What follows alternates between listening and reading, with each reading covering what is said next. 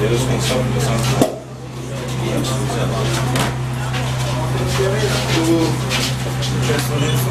Nous acclamons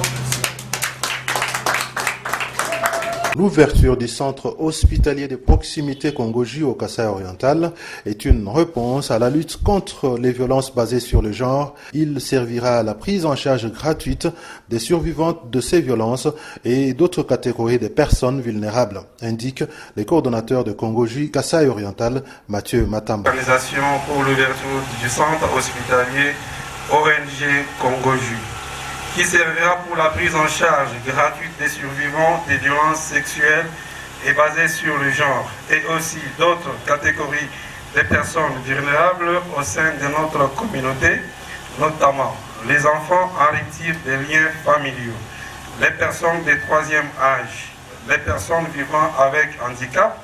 Pour sa part, le président du conseil d'administration de cette ONG a rendu un vibrant hommage aux partenaires de sa structure, particulièrement à l'association Kongoju Suisse et à la Fédération de coopération et de développement pour l'appui financier qui a facilité la construction de cette œuvre au profit de la population vulnérable du Kasaï-Oriental. L'abbé Jean-Pierre Ndianyama évoque ici quelques défis à relever. Notre souci est donc de fournir une prise en charge holistique gratuite aux survivants des violences basées sur les genres et d'apporter des soins de qualité à toutes ces personnes qui en ont besoin dans ces quartiers et ailleurs dans notre province.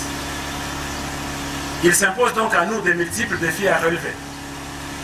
Aujourd'hui, ces défis peuvent se résumer en ceux que je cite ici: l'insuffisance en matériel hospitalier, entre autres des kits de réanimation des nouveau-nés et un kit de radiologie, l'insuffisance en médicaments de première nécessité, le manque des moyens financiers pour parachever la construction des blocs pour l'hospitalisation des hommes et les locales pouvant abriter les appareils de radiologie, qui sont d'ailleurs par ailleurs à acquérir, et le manque des moyens financiers pour la construction d'un centre d'hébergement transitoire pour les survivants des violences basées sur les genres et d'un centre de réinsertion socio-professionnelle pour ces dernières. Ces défis sont immenses, surtout dans cette province où toute réalisation d'ampleur est quasi rendue difficile à tous les niveaux. Au gouvernement national et provincial ainsi qu'aux agences des Nations Unies pour leur soutien en équipement, intrants et appui conseil pour le bon fonctionnement de ces centres hospitaliers et l'exonération pour la structure Kongoju RDC aux différents impôts et taxes, ce qui pourrait alléger justement aux facilités de travail. La mécanisation et la prise en charge du personnel soignant par l'État congolais et aux services techniques de l'État, aux associations locales et à base communautaire œuvrant dans les domaines sanitaires et des violences basées sur les genres, de nous apporter leur appui dans le suivi de la mise en œuvre du programme national en matière sanitaire et des violences basées sur les genres. La représentante de Kongoju Suisse, dont Kongoju RDC et l'émanation, fait part des circonstances de la naissance de cette ONG depuis 2012. Elle fait remarquer que sa structure a contribué à la mise en œuvre de plusieurs projets, dont l'alphabétisation, la fabrication de savons par de veuves et la coupe-couture et autres. Elle est fière des projets exécutés et de ceux qui restent. Depuis 2016, grâce à la création de Kongoju RDC, la collaboration avec nos partenaires congolais s'est intensifiée et renforcée. Les projets se sont alors multipliés, dont l'idée folle de créer le centre hospitalier que l'on inaugure aujourd'hui. Kongoju Suisse, dans sa politique, ne cherche pas à imposer ses projets, mais s'appuie sur Kongoju RDC qui lui propose des projets en lien avec les besoins réels de votre province.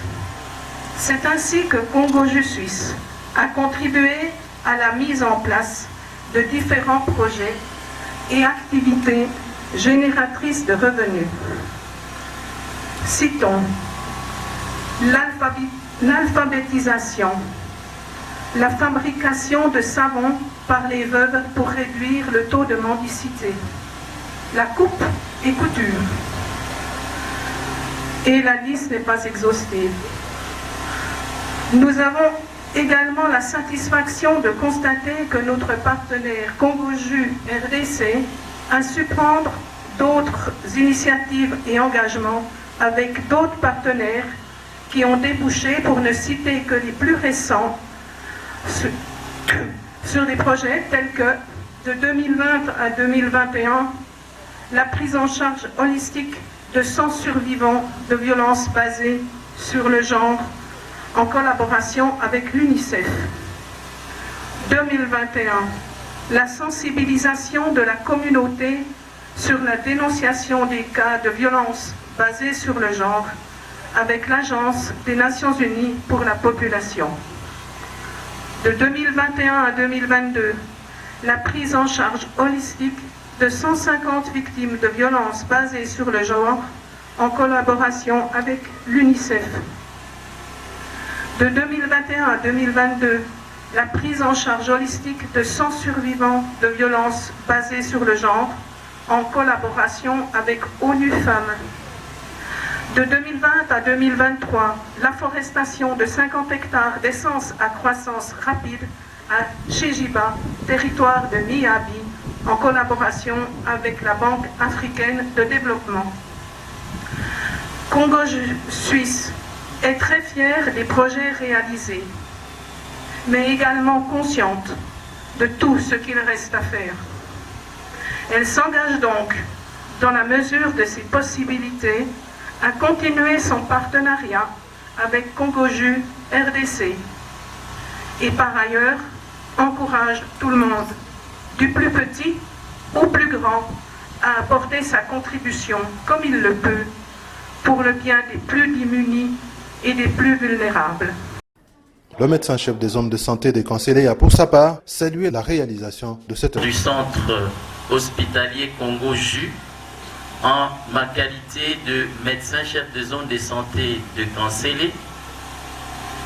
Et avant toute chose, je vous souhaite à tous et à chacun la bienvenue dans la zone de santé de Kanselé. Et j'aimerais trouver meilleur mot que merci pour vous exprimer ma gratitude et la gratitude au nom de la zone de santé de Kanselé de vous voir vous dégager malgré vos multiples occupations pour venir répondre à cette cérémonie d'aujourd'hui. Au nom du gouverneur de province, la vice-gouverneure Julie Kalenga a salué la construction de ce centre et a rassuré Congo-JU de l'accompagnement du gouvernement provincial pour la prise en charge holistique et gratuite des victimes de violences basées sur le genre.